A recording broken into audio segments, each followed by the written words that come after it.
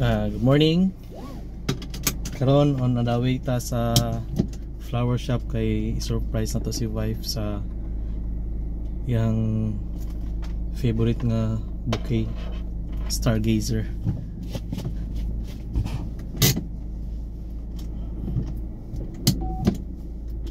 Kagahapon gi-order na nako to siya sa diri sa mong lugar sa Mintal.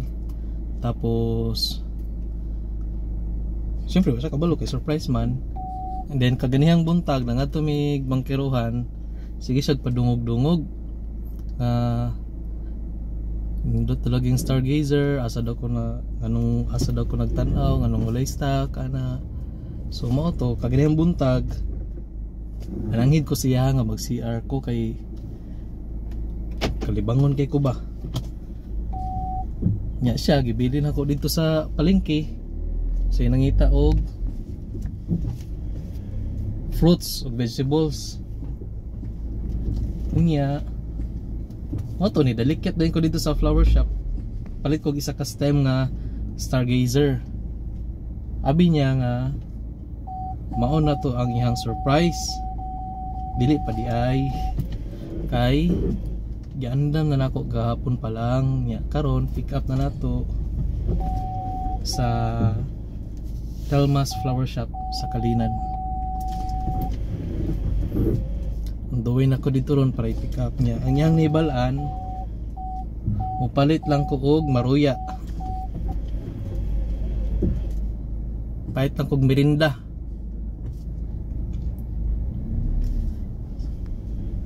So karon padong na ta dito.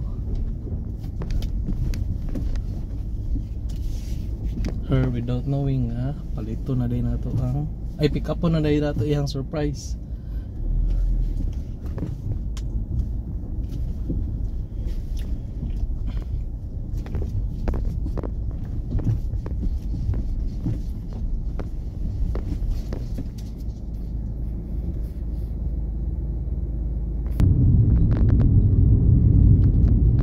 Okay, nanata diri sa tong destination para i-pick up tong flowers.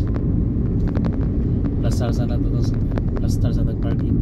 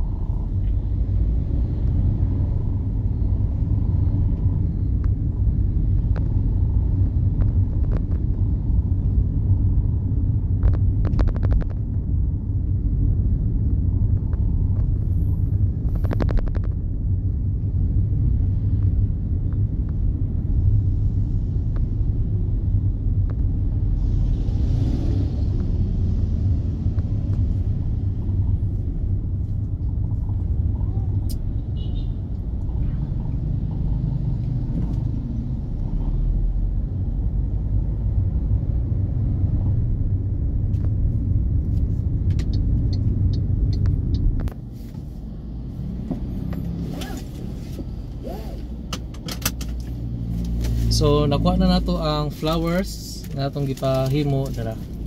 Mo siya Stargazer tapos na filler sa roses. Ano siya? Siyempre parisan po nato og iyang favorite na snack, ang empanada sa Seaside Mati. So manguli na ta ay magsaba ha.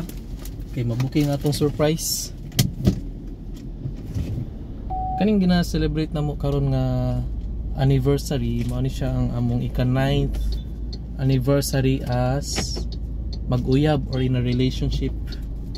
Pero kami among kasal mi last July 8, 2023. Mag 2 years na pud mi karong July, syempre 2023.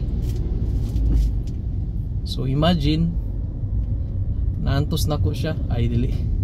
Naantos ko niya og 9 years sa mong panag-uban through ups and downs.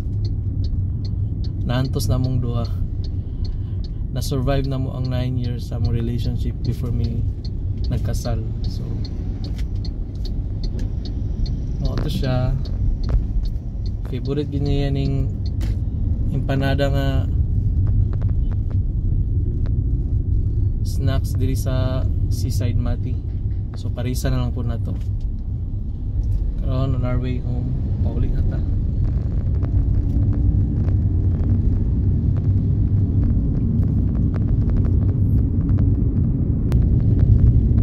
Aside sa kaning surprise nga celebration na mo, amoy ka 9th year in a relationship kay amang i-celebrate po day, amang i-celebrate ugma through camping. So kaning nga video is not just about celebrating our 9th anniversary through a bouquet surprise, but also po para sa camping, mag-camping kay gusto ka na mag-spend time outdoors para ma-refresh or ma-reboot mi kay pirmi na lang po mi sa balay, sigling ko, trabaho, tulog, then online ang trabaho, so wala tarong exercise, may nalansad, makalanghap-langhap tag fresh air, so ugma. So it's a double celebration kay it's a celebration of life po na mo ugma kay makagawas mi sa among balay, sa among tugkaran. So after ani ugma mag-prepare nami sa among mga kailangan para sa mag-camping, mga groceries, equipments. So abang-abang lang mo. Then sabay ta ugma sa among biyahe padulong sa campsite.